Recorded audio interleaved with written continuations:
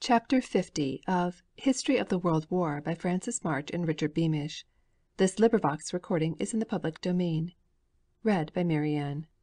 CHAPTER 50 Pirates of the Underseas.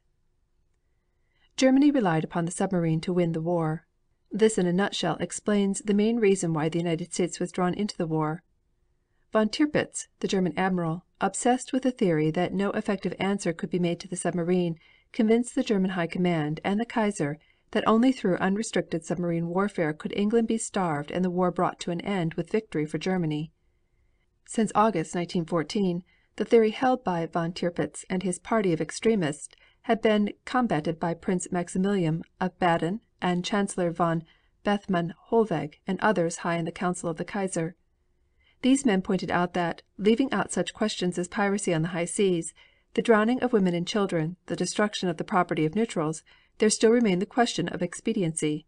America, they asserted, was certain to enter the war if unrestricted submarine warfare was decreed.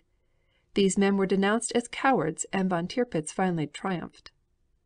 The submarine employed by the Germans was of the type designed by Simon Lake, an American. The Germans bought two submarines built by Mr. Lake at Kronstadt for the Russians during the Russian-Japanese War. Various improvements upon the Diesel engine and special training for submarine crews enabled the German Navy to strike terrible blows during the early part of the war.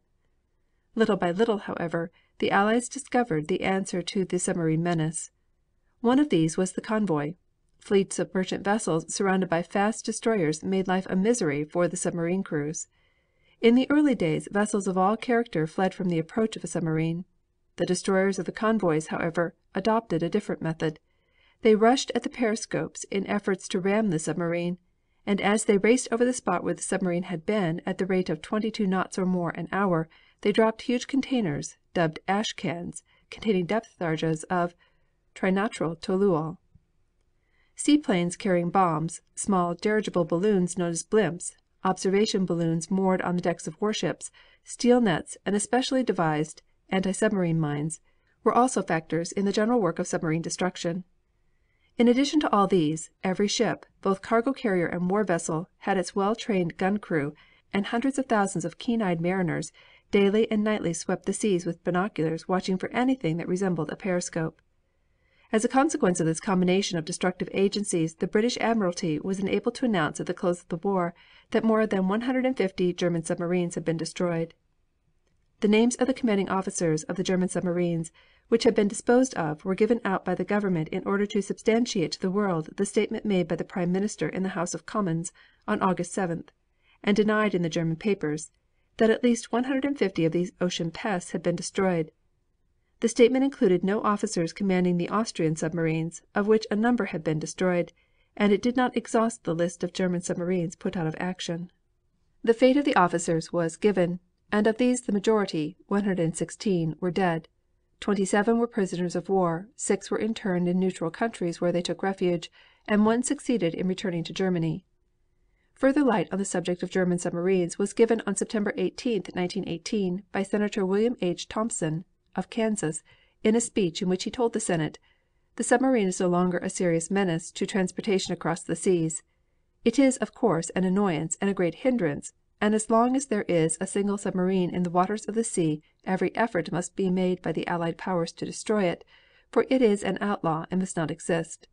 The truth is that Germany never had more than 320 submarines all told, including all construction before and since the war.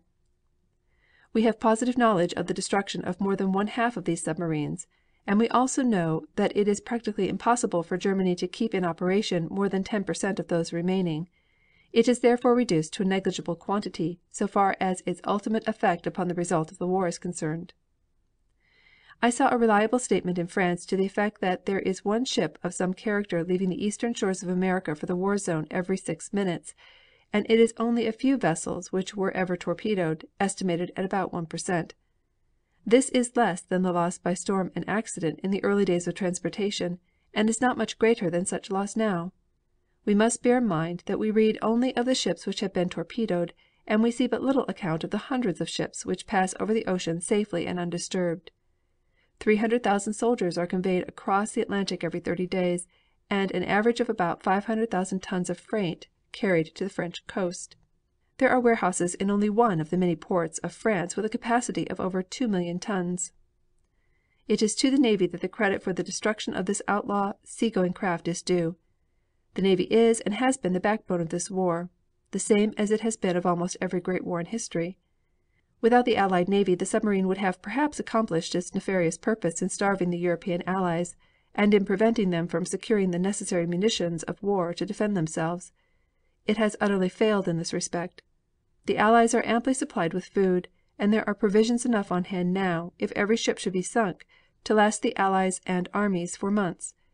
The destroyer is the ship which has brought Germany to her knees in submarine warfare and will keep her there. We have not enough destroyers, and it is for this reason we are obliged in this great transportation problem to run risks which would not be undertaken under ordinary conditions. If every ship was escorted by a sufficient number of destroyers, I doubt if there would be a single ship of any consequence sunk, except by the merest accident. Upon the same subject, Sir Eric Geddes, First Lord of the British Admiralty, on October 14th, reviewing the British effort in the war, said that during 1918 the casualties of the British on the western front equaled those of all the Allies combined. The British Navy, he said, since the beginning of the war had lost in fighting ships of all classes a total of 230, more than twice the losses in war vessels of all the Allies. In addition to these, Great Britain had lost 450 auxiliary craft, such as minesweepers and trawlers, making a total of 680. He revealed the fact that the effective warship barrage, which had been drawn between the Orkneys and Norway against German submarines and surface craft, was, during the latter months of the war, maintained largely by ships of the United States. The British merchant ships, lost since 1914, exceeded 2,400, representing a gross tonnage of 7,750,000, nearly 3 times the aggregate loss of all other Allied and neutral countries.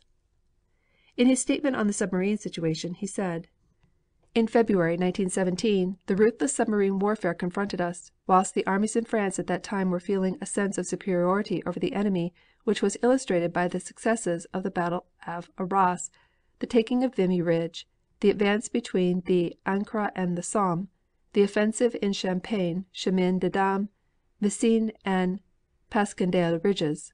Thus we felt, and rightly felt, that the weakest front at that time was the sea, not on the surface but under water. The whole of the available energies of the Allies were consequently thrown into overcoming the submarine and the menace which threatened to destroy the lines of communication of the alliance. The reduced sinkings which have been published since that period show how we gradually overcame that menace, and today most men say that the submarine menace is a thing of the past. That it is a thing of the past in so far as it can never win the war for the enemy or enable the enemy to prevent us from winning the war, provided we do not underrate the danger but take adequate steps against it, I affirm now as the opinion of the British Admiralty. But it is a menace that comes and goes. The end of the great submarine menace came on November 20th, when 20 German submarines were officially surrendered to Rear Admiral Tyrwhitt of the British Navy, 30 miles off Harwich, England. Within the following week more than 80 other German submarines and a number of Austrian craft were also surrendered to the British. The spectacle of the surrender was most impressive. After steaming some 20 miles across the North Sea, the Harwich forces, which consisted of 5 light cruisers and 20 destroyers, were sighted. The flagship of Admiral Tyrwhitt, the commander, was the Curacao. High above the squadron hung a big observation balloon. The squadron, headed by the flagship, then steamed toward the Dutch coast, followed by the Coventry, Dragoon, Danal and Centaur. Other ships followed in line with their navigation lights showing.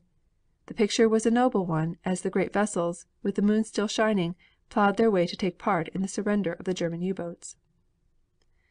Soon after the British squadron started, the paravanes were dropped overboard. These devices are shaped like tops and divert any mines which may be encountered, for the vessels were now entering a minefield. Almost everyone on board donned a life belt, and just as the red sun appeared above the horizon the first German submarine appeared in sight. Soon after 7 o'clock 20 submarines were seen in line, accompanied by 2 German destroyers, the Tibania and the Sierra Ventana, which were to take the submarine crews back to Germany after the transfer. All the submarines were on the surface with their hatches open and their crews standing on deck. The vessels were flying no flags whatever, and their guns were trained fore and aft, in accordance with the terms of surrender. A bugle sounded on the Curacao and all the gunships took up their stations, ready for any possible treachery. The leading destroyer, in response to a signal from the admiral, turned and led the way towards England, and the submarines were ordered to follow. They immediately did so. The surrender had been accomplished. Each cruiser turned, and keeping a careful lookout, steamed toward Harwich. On the deck of one of the largest of the submarines, which carried two 5.9 guns, 23 officers and men were counted. The craft was estimated to be nearly 300 feet in length. Its number had been painted out. Near the Shipwash lightship 3 large British seaplanes, followed by an airship, were observed. One of the submarines was seen to send up a couple of carrier pigeons, and at once a signal was flashed from the admiral that it had no right to do this. When the ships had cleared the minefield and entered the war channel the paravanes were hauled aboard. On reaching a point some 20 miles off Harwich the ships dropped anchor and Captain Addison went out on the warship Maidstone. British crews were then put on board the submarines to take them into harbor. With the exception of the engine staffs, all the German soldiers remained on deck. The submarines were then taken through the gates of the harbor and the German crews were transferred to the transports and taken back to Germany. As the boats went through the gates a white signal was run up on each of them with the German flag underneath. Each German submarine commander at the transfer was required to sign a declaration to the effect that his vessel was in running order, that its periscope was intact, that its torpedoes were unloaded and that its torpedo heads were safe. Orders had been issued forbidding any demonstration and these instructions were obeyed to the letter. There was complete silence as the submarines surrendered and as the crews were transferred. On November 21st the German High Seas Fleet that had been protected by the submarines surrendered to the combined fleet consisting of British, American and French battleships. The British Admiralty's terse statement concerning the historic spectacle follows. The Commander-in-Chief of the Great Fleet has reported that at 9:30 o'clock this morning he met the first and main installment of the German High Seas Fleet, which is surrendering for internment. Admiral Sir David Beatty is Commander-in-Chief of the Grand Fleet. On the same day another flotilla of German U-boats was also surrendered to a British squadron. There were 19 submarines in all. The 20th broke down on the way. The Grand Fleet, accompanied by 5 American battleships and 3 French cruisers, steamed out at 3 o'clock on the morning of November 21st from its Scottish base to accept the surrender. The vessels moved in 2 long columns. The German fleet which surrendered consisted of 9 battleships, 5 cruisers, 7 light cruisers and 50 destroyers, 71 vessels in all. There remained to be surrendered 2 battleships which were under repair and 50 modern torpedo boat destroyers. One German destroyer, while on its way across the North Sea with the other ships of the German High Seas Fleet to surrender, struck a mine. It was so badly damaged that it sank. Describing the surrender of the German warships to Sir David Beatty, the Commander-in-Chief of the Grand Fleet, correspondents said that after all the German ships had been taken over, the British admiral went through the line on the Queen Elizabeth, every Allied vessel being manned and greeting the admiral and the flagship with loud and ringing cheers. The British Grand Fleet put to sea in 2 single lines 6 miles apart, and so formed as to enable the surrendering fleet to come up the center. The leading ship of the German line was sighted between 9 and 10 o'clock in the morning. It was the Seydlitz, flying the German naval ensign. A telegram received in Amsterdam from Berlin gave this list of surrendered warships, which included 1 more battleship than later reports showed. Battleships: Kaiser, 24,113 tons; Kaiserin, 24,113 tons; König Albert, 24,113 tons; Kronprinz Wilhelm, 25,000 tons; Prince Regent Luitpold, 24,113 tons; Markgraf, 25,293 tons; Grosser Kurfürst, 25,293 tons; Bayern, 28,000 tons; König, 25,293 tons; and Frederick der Grosse, 24,113. Battle cruisers: Hindenburg, 27,000 tons; Derfflinger, 28,000 tons; Seydlitz, 25,000 tons; Moltke, 23,000 tons; and Van der Tann, 18,800 tons.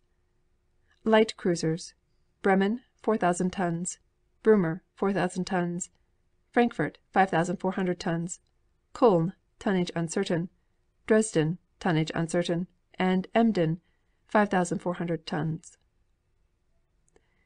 Chapter 51.